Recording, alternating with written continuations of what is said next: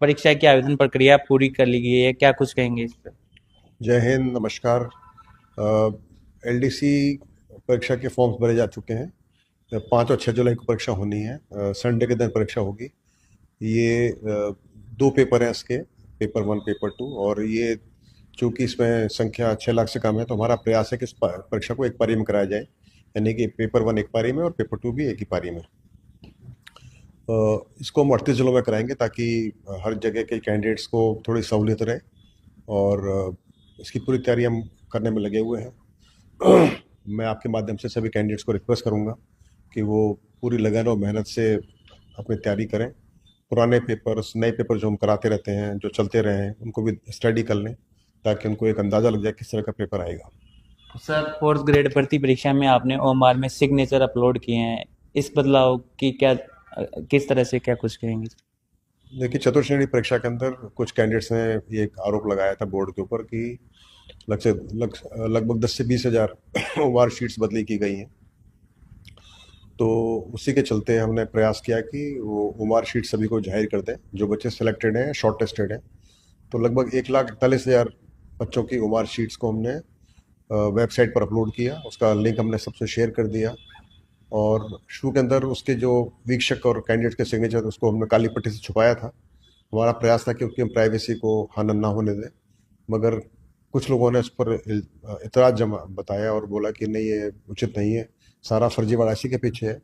तो फिर हमने थोड़ा कंसल्ट किया हमारे लीगल डिपार्टमेंट को, और उन्होंने बताया कि हम पब्लिक के लार्जर इंटरेस्ट में वो पट्टी हटा सकते हैं और सिग्नेचर को जाहिर कर सकते हैं।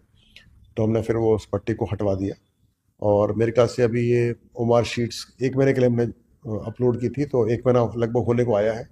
4 या 5 मार्च तक के शायद 1 महीना हो जाएगा। उसके बाद फिर ये आपको ओमार शीट नज़र नहीं आएगी। अभी ओमार शीट्स, आप ये ओमार शीट्स, सारी ओमार शीट्स कोई भी आदमी देख सकता है। खुद कैंडिडेट नहीं, बल्कि कोई भी कैंडिडेट इसको देख सकता है। किसी की ओमार शीट देख सकता है, मीडिया भी इसको देख सकती है और डाउनलोड कर सकती है।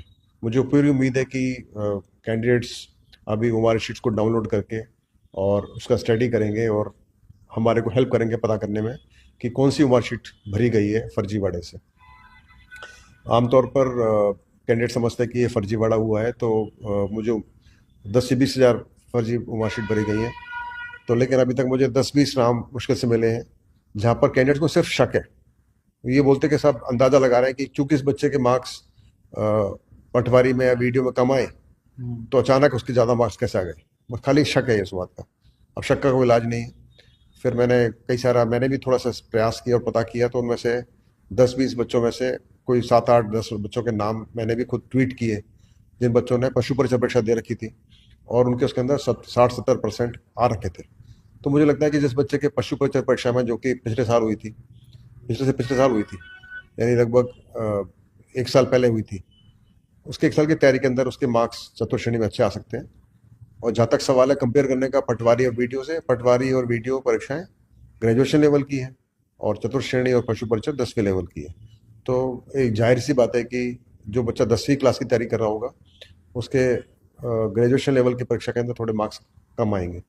हालांकि उसके बावजूद भी मैं रिक्वेस्ट किया है और मैं मीडिया को भी हमेशा बोला है कि यदि आप चाहो तो आपके इन कैंडिडेट्स के नाम, उनके पूरी डिटेल्स, उनका मोबाइल नंबर, उनका एड्रेस सब दे सकते हैं, आप और जांच कर सकते हैं। और मुझे बहुत खुशी हो रही है कि कैंडिडेट्स बहुत ही रुचि लेकर ये अनुसंधान कर रहे हैं और पता करने की प्रयास कर रहे हैं कि कौन से सिग्नेचर फर्जी हैं, कौन से सही हैं। तो मुझे बहुत खुशी है कि इसमें रुचि ले रहे हैं सभी जने। और ये आवश्यक भी है कि जब तक जनभागीदारी नहीं होगी तो फर्जीवाड़ा खत्म नहीं हो सकता है। सिर्फ सरकार, एसओजी या बोर्ड खत्म करना चाहे नहीं हो सकता है। सभी को रुचि लेना पड़ेगा कि कहीं पर किसी स्कूल के अंदर मान लो कोई फर्जी ओमार शीट भर रहे थे या ओमार शीट में कोई किसी की हेल्प कर रहा था, तभी पकड़ पाएंगे जब सभी उसकी जांच करेंगे और बता पाएंगे। अभी हर एक कैंडिडेट के पास में पूरी लिस्ट है 21 लाख बच्चों के, जिन्होंने जितने मार्क्स उनके चतुर्श्रेणी में आए, जो बच्चे सेलेक्ट हुए, शॉर्ट टेस्ट हुए, उनके आपके पास ओमार शीट है। और हमारा प्रयास है कि अभी हम फॉर्म्स भी खुलवा दें। तो मैं बात कर रहा हूँ रिक्रूटमेंट पोर्टल से कि वो जो फॉर्म्स है बच्चे के, वो भी खुलवा दें, ताकि कोई भी किसी का फॉर्म को डाउनलोड करके उसको चेक कर सके उस बच्चे ने कितनी पढ़ाई की है, किस ग्रेजुएशन के अंदर, 10वीं में उसको कितने मार्क्स आए थे बोर्ड के अंदर, उसका कैसा स्टैंडर्ड रहा है। और उसका मोबाइल नंबर, एड्रेस सब पता पड़ जाए, ताकि आप खुद भी आप चेक कर सको कि वास्तव में बच्चा सही है कि फर्जी है। तो मुझे पूरी उम्मीद है कि इसके पारदर्शिता बढ़ेगी और हम फर्जीवाड़े को रोकने का जो हमारा प्रयास है वो पूरा हो सकेगा। सर 2 साल में आपने 130 परीक्षाएं करवाई है, करीब 1,26,000 पदों पर, इसको किस तरह मानते हैं सर?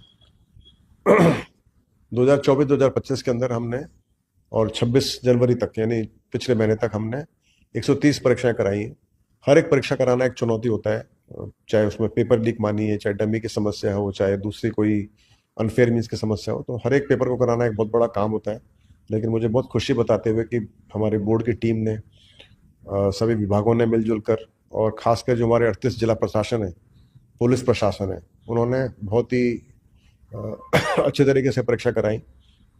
और इसमें युवाओं का रोल भी बहुत अच्छा रहा, क्योंकि युवाओं ने बहुत ही अनुशासन से और रुचि लेकर परीक्षाएं दी। तो मुझे बहुत खुशी है कि हम 130 परीक्षा करा पाए। इसके पहले 10 साल के अंदर, यानी 2014 से 2023 तक सिर्फ 107 परीक्षाएं हुई थी। वो भी कम नहीं है, लेकिन हमने उस रिकॉर्ड को भी तोड़कर और 2 साल में सिर्फ 130 परीक्षा कराई। और ये तभी संभव हो सका क्योंकि हमने कुछ स्ट्रेटेजिक स्टेप्स लिए थे, जैसे कि सारा सिस्टम ने ऑनलाइन किया, यानी कि हमारी जो पूरी फाइल है, हमारे ऑफिस का जो काम है, हमने उसको ई फाइल किया। इसके अलावा हमने जो डीवी की कार्रवाई है उसको हमने विभागों को दिया। और मुझे बहुत खुशी है, मैं आपके माध्यम से राज्य सरकार को थैंक यू बोलना चाहता हूँ कि उन्होंने हमारे इस प्रपोजल को माना और डीवी को विभागों को दिया। उससे हमारे पूरे कार्रवाई में गति आई और डीवी भी बहुत अच्छे तरीके से हो रही है। बोर्ड इतने अच्छे तरीके से डीवी नहीं करा सकता, लेकिन विभाग अच्छे से करा पाते हैं, तो उसकी वजह से भी काफ़ी गति आई हमारे भर्तियों में। और ये सबको मिला जुला असर है कि हमने 130 भर्तियाँ कराई, और हमारा प्रयास है आगे भी हम जितना ज़्यादा हो सके परीक्षाओं को करा पाए।